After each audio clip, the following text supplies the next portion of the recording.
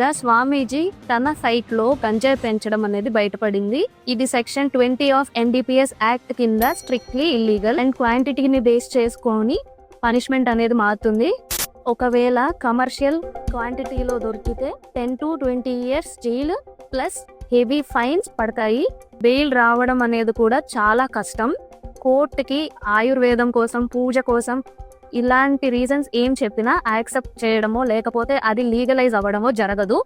మీకు government licence ఉంటే తప్ప అండ్ పోలీసులకి సెర్చ్ చేసి, సీజ్ చేసి, అరెస్ట్ చేసి అండ్ ఆల్సో ఆ ప్రాపర్టీని అటాచ్ చేయడానికి కూడా అథారిటీ అనేది ఉంటుంది.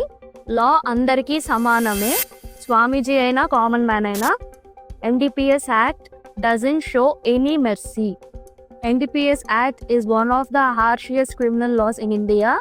సో ఇంటెంట్ అనేది ప్రూవ్ చేయాల్సిన అవసరం కూడా లేదు. జస్ట్ గంజాయి పొసెషన్ ఉంటే చాలు. For more interesting legal informations